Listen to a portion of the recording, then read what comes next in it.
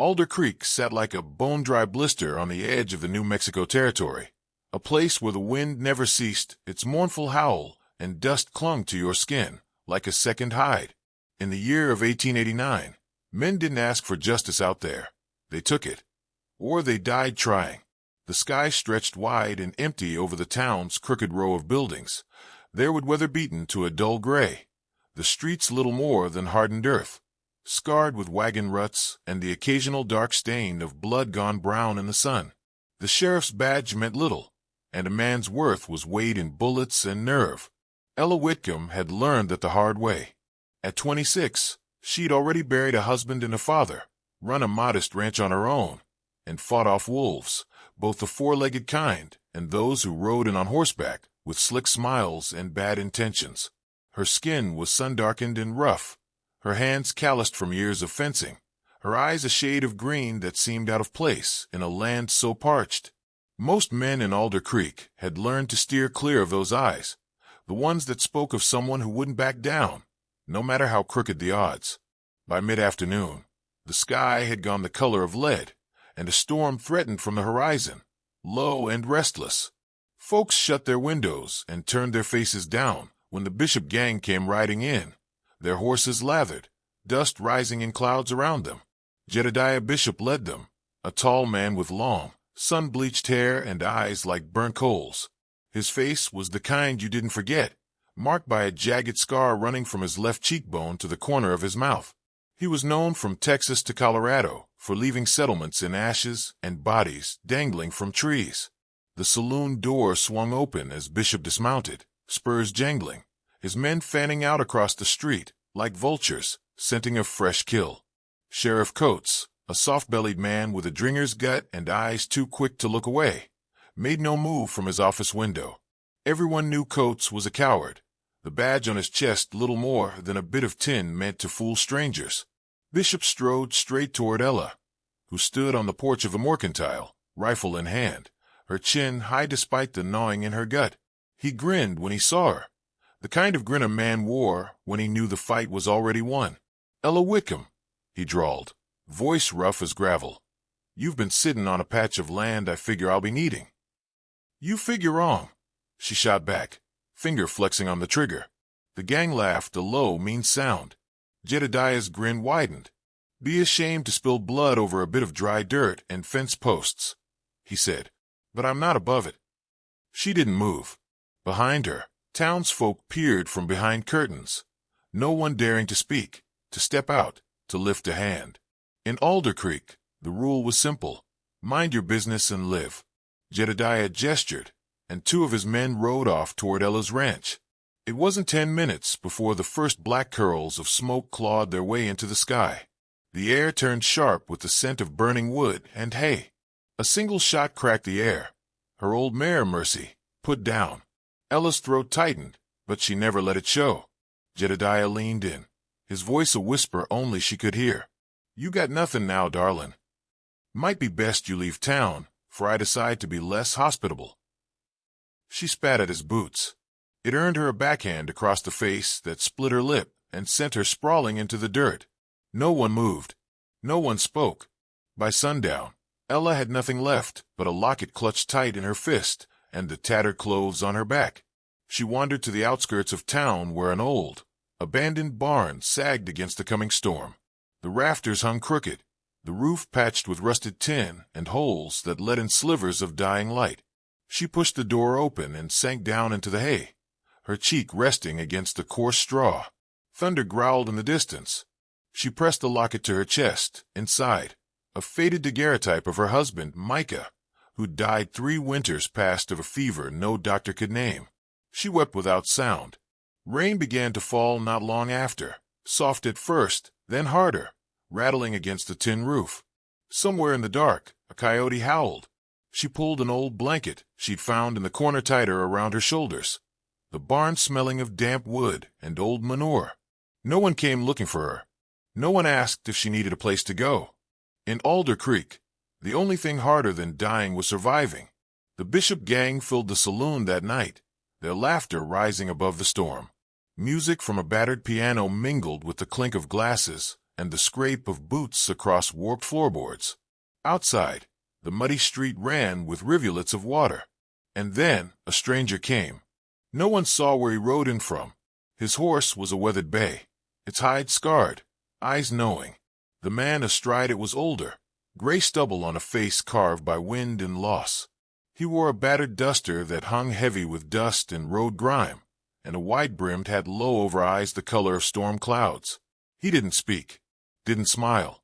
A few old-timers at the saloon recognized the shape of him, though they couldn't place a name. A man like that didn't need one. He carried the weight of miles and years, the ghosts of 100 bad nights following in his shadow. He tied his horse outside the saloon and stood there a long moment, watching the revelry through rain-spattered glass. His gaze lingered on Jedediah Bishop, who laughed too loud, who strutted too proud, who believed he'd bled the soul from this town. Lightning split the sky, illuminating the street in a cold white flash. The stranger's hand brushed the butt of his revolver, worn smooth by time.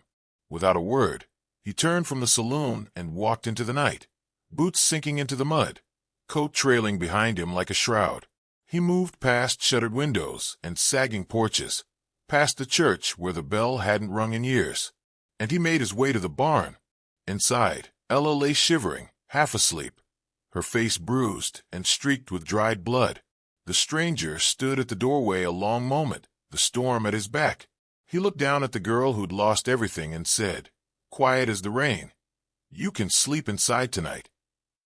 She didn't answer at first, only stared at him, unsure if he was real. And then she nodded. He left the door open behind him, and together they vanished into the storm. The night's storm had passed, leaving behind a thick mist that clung to the earth like a shroud.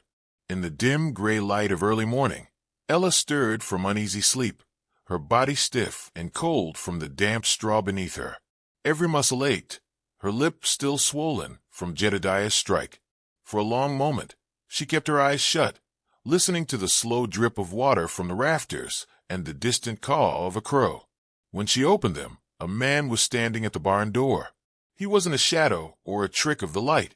He stood with one hand resting on the post, a battered hat pulled low, the faintest silver in his stubbled beard catching the dawn. His eyes were steady, dark as storm clouds, fixed on her with a look that neither pitied nor judged. It wasn't kindness, not exactly. It was something else, a simple, unspoken recognition. "You can sleep inside tonight," he said, voice rough as old leather. She didn't move at first. The world she knew had splintered the night before. Her house was ash, her land gone, her name worthless. No one in town had spoken to her, not a hand extended. And yet here was the stranger, saying so little but offering enough.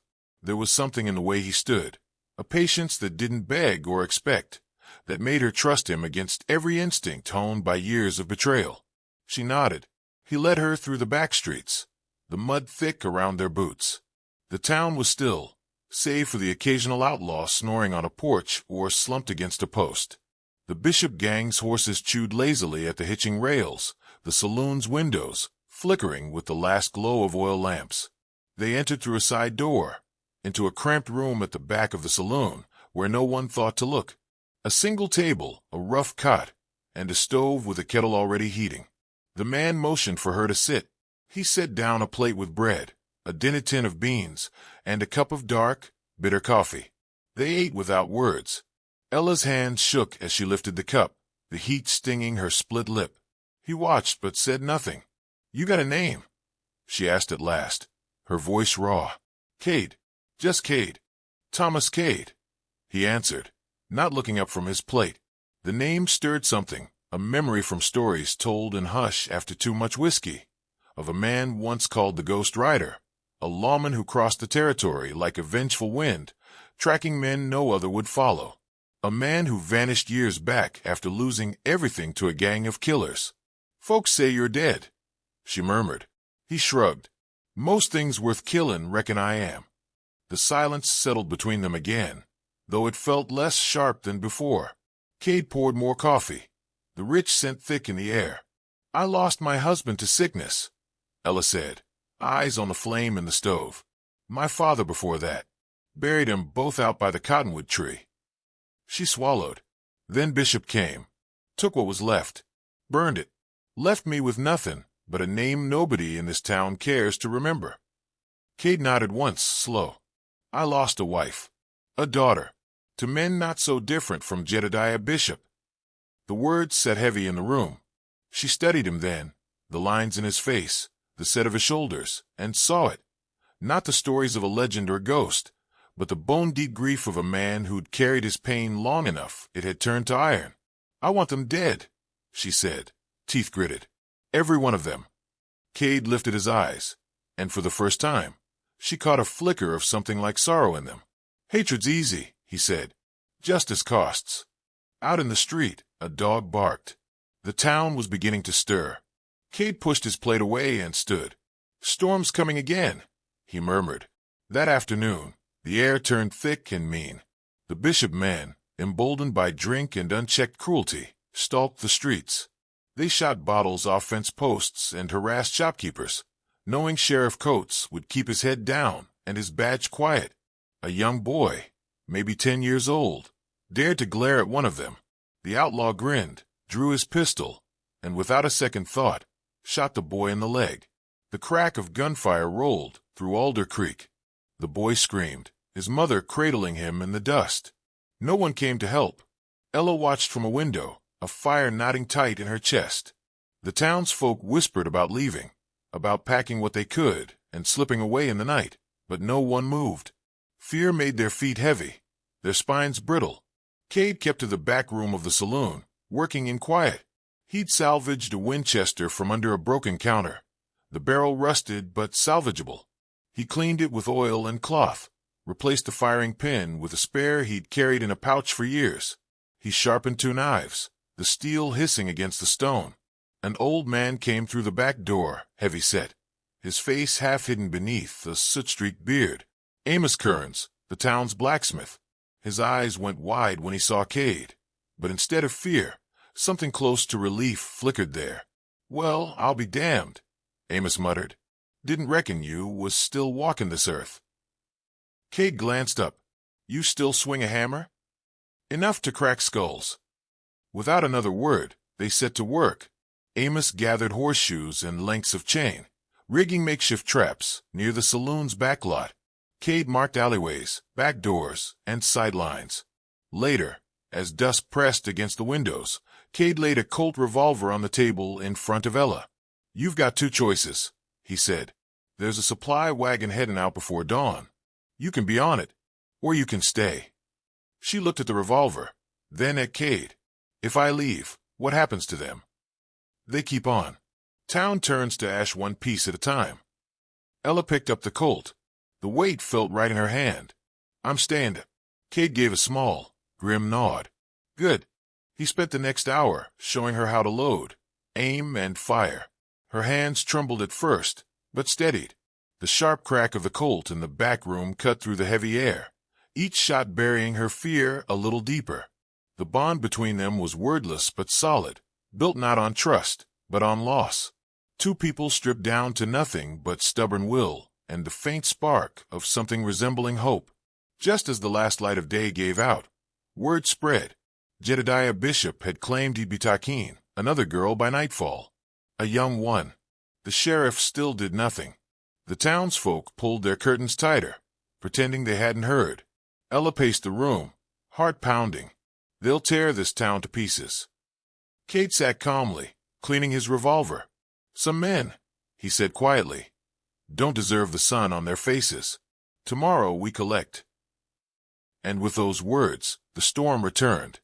The dawn rose thick with heat, the kind of oppressive weight that settled on the shoulders and filled every breath with dust. Alder Creek lay in uneasy stillness. Doors were bolted, curtains drawn. Women pulled their children close. The creak of saddle leather and the steady clop of hooves were the only sounds on the main street as Bishop's men prowled like lean, mean wolves, their eyes glinting with anticipation. The sun hung low but fierce, promising a day hotter than sin and twice as cruel. Cade and Ella moved through the back alleys and shadowed porches like whispers. No words exchanged, no need for them. The plan was simple because it had to be. In a place where good men had grown quiet and fear had taken root, simplicity was their only weapon. At the blacksmith's, Amos Kearns worked without hesitation. His big hands planted horseshoe traps in the dirt near the saloon's back lot, the iron teeth smeared with thick oil and hidden beneath scattered straw. He spread oil along the boardwalk, darkening the wood, turning it slick. Cade showed him where to wedge lengths of chain between posts, and where to stack barrels that would tumble when pushed. Back in the saloon's rear storeroom, Cade opened a burlap sack, pouring out shells he'd doctored the night before. Buckshot mixed with iron nails, pieces of glass, anything that would tear through flesh and bone.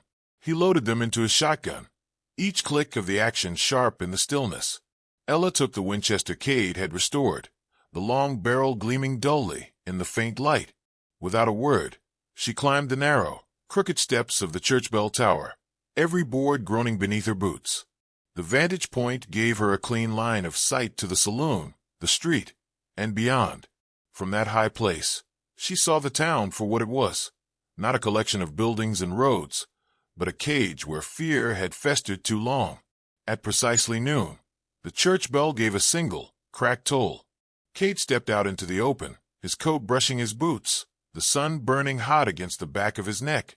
He crossed the street with the slow, deliberate gait of a man, without a single doubt in his stride. Every window held a watching face. Every soul in Alder Creek seemed to hold its breath.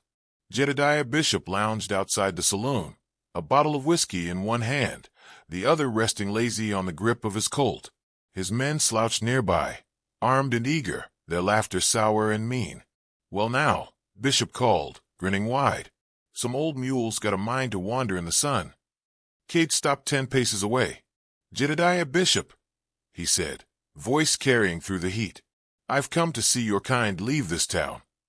Bishop barked a laugh, motioning to his men. "You hear that, boys? This grayback fool thinks he's here to clean house." He leaned forward, eyes narrowing. "What name you wear, old man?" Cade's hand rested on his revolver. "Name's Thomas Cade." The word struck like a hammer.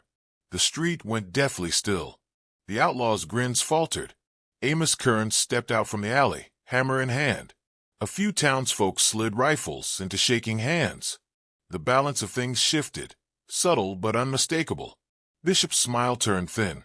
"I heard you were dead." "You heard wrong." There wasn't another word. The crack of the first shot split the air. Cade's shotgun roared, sending 2 men crashing into the dirt, bodies torn ragged. Chaos exploded. The street filled with smoke and gunfire. Cade moved like a man built of instinct, his old bones remembering the ugly rhythm of close work. He ducked behind a water trough as bullets splintered wood around him. From the bell tower, Ella held her breath, sights lined on a figure rushing at Cade's blind side. She squeezed the trigger. The Winchester's report echoed like thunder. Bishop's brother, Hank, dropped hard, a neat hole above his left eye. Ella felt a bolt of savage satisfaction. She chambered another round. Amos swung his hammer, breaking a man's jaw and sending him sprawling. Another fell into one of the horseshoe traps with a scream, the iron teeth snapping shut on his leg. Cade advanced, firing, reloading, moving with grim purpose. The townsfolk, long silenced by fear, found themselves driven by the sight of an old legend and a green-eyed woman unafraid of blood. The tide turned. Bishop, seeing his men fall, grabbed a young girl by the arm, yanking her from behind a water barrel. Her screams cut through the battle as he pressed a gun to her temple, backing toward the church. "Drop it, Cade," Bishop shouted, eyes wild now, sweat streaking through the grime on his face. Cade didn't flinch. "You're finished, Bishop," he said. The outlaw snarled and pulled the girl toward the church door. Cade followed, his side bleeding from a grazing shot, each step slower than the last, but no less steady. The sanctuary inside was dim and heavy with dust, lit only by flickering candles. "You come in here," Bishop hissed. "I'll blow her head off." Cade's voice dropped low. "Then you won't have a shield when you need it most." In the tense silence, the girl's wide, tear-filled eyes locked with Cade's. He gave her the faintest nod. The moment hung, stretched tight as a drawn rope, and then it snapped. The girl stomped hard on Bishop's foot. He cursed, his aim faltering. Cade's gun cleared leather, a single shot cracking in the gloom. Bishop's weapon tumbled from his hand as blood bloomed bright across his chest. He slumped to his knees, staring at Cade with dawning recognition. "I know you now," he rasped. "You're the one. It was my father. We burned your place, killed your woman and the kid." Cade stepped closer, barrel inches from Bishop's face. His voice came like the breaking of old earth. "And now I bury what's left of you." He pulled the trigger. Outside, a lone outlaw staggered toward the saloon steps, rifle raised, aiming for a cluster of townsfolk too slow to scatter. A sharp report rang from the bell tower. Ella's final shot hit clean. The man crumpled, rifle slipping from limp fingers. Smoke hung thick over the street, bodies sprawled in the dust. Blood seeped into the dry earth. Slowly, the townsfolk emerged, faces drawn, eyes wide, the first taste of freedom sour in their mouths. Cade stepped from the church, bloodied, his face a mask of weary triumph. Ella descended from the tower, the Winchester cradled in her arms, shoulders squared. The woman they'd left to rot in a barn had turned savior. Amos pulled off his hat, wiping sweat from his brow. "Well, damn," he muttered, a grin cracking through his beard. Cade looked around at the gathered folk. "Your town now," he said. "Best not let fall again." No one argued. The sun hung high overhead, merciless and bright. Alder Creek had shed its chains. The dead would be buried, the streets cleaned, but nothing would ever quite be the same. The sun rose the next morning over a different Alder Creek. The streets still bore the scars of the fight. Bloodstains dark in the dust, broken glass glittering like slivers of ice. The scent of gunpowder and death lingering in the heavy air. But for the first time in a long while, the people of the town stepped out of their homes, without fear pressing down on their shoulders. They gathered in the churchyard, men and women who had kept their heads low for too many years. The dead were buried with rough words and simple markers, names scratched into wood. No one sang hymns. It wasn't a day for hymns.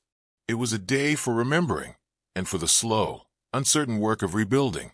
Sheriff Coates, pale and sweating beneath the heat, stood before the gathered folk with trembling hands. His badge looked like a tarnished relic pinned to his chest. The silence around him was heavier than any words. Without a fight, without a plea, he removed the badge and dropped it into the dust. "I ain't got it in me," he muttered, voice breaking, and turned to leave. No one stopped him. It was Amos Kearns who bent, lifted the badge, and after a long pause, pinned it to his own vest. A few murmured words of approval followed, a handful of nods. It wasn't a declaration or a speech, just a man taking up a duty left too long in the dirt. When they came to Ella with the offer of her ranch's deed, the townsfolk awkward in their shame and newfound gratitude, she listened without much expression. They promised her the land, new supplies, even a house in town if she wanted it. She shook her head. "I'll go back to what's mine," she said. "The land's still there, even if the house ain't." The men nodded. They understood that, the stubbornness of a person who refused to be driven off their own soil. Cade, bruised and bloodied, spent the next days helping her clear the wreckage. They worked in silence mostly, the kind of easy quiet born of two people who no longer needed to fill space with words. She watched him patch fence posts, wrangle strays back into pens, even repair the battered well pump. He never spoke of what had come before Alder Creek, but it hung around him like an old, familiar coat. The morning he was to leave, he saddled his scarred bay and tied down the few supplies he carried. Ella came to the gate, wiping sweat from her brow. He met her gaze, that same steady look from the barn door days before. Without a word, he drew a revolver from his saddlebag, an old piece, the metal dark and worn, the handle smooth with age. He held it out to her. She took it, feeling the weight of it settle into her palm. Her thumb brushed over the initials carved faintly into the grip. Not his. Someone else's. A name she didn't ask for. "Why this?" she asked. He shrugged. "Because you'll need it." She wanted to ask him to stay. But some men weren't meant for fences and settled earth. She could see it in the way he kept one hand near his holster even now, in the way his eyes always scanned the horizon. Instead, she said, "Safe road, Cade." He touched the brim of his hat and rode out without looking back. Weeks passed, and the town changed. The Bishop gang was gone. Folks began to patch up homes, to trade again without fear of a rifle barrel shadowing every deal. The church bell rang on Sundays, the saloon stayed quiet after dark, and Amos kept order with a steady hand and no tolerance for old sins. Ella rebuilt. A smaller house at first, rough and simple, but hers. The land healed as it always did. Grass grew where ash once lay, and the fences rose again one post at a time. The revolver Cade left her sat on the mantel, though more than once it rested at her hip when unfamiliar riders came near. Standing on her porch at dusk, the horizon painted in colors too fierce to name, she thought about the way men carried storms in their hearts. How some places were worth saving, and how sometimes the ones left to do it weren't the ones you expected. "They'll tell this story different," she murmured to herself. "They'll make us larger than life, turn a hard, ugly day into a legend fit for songs." Already, she'd heard the whispers when traders passed through, of the widow Whitcomb, sharp-eyed and unflinching, of the ghost of a man named Cade, who came from nowhere and vanished the same, of a town that bled itself free one blistering noon and never bent again. Let them tell it how they would. She raised a cup of coffee to the fading light. Some evenings, she swore she saw a lone rider on the far ridge, a gray coat catching the last glow of sun. Maybe it was a trick of the eye. Maybe not. The land stretched wide and empty before her. The town stood behind. The rifle rested in easy reach. And the future was hers.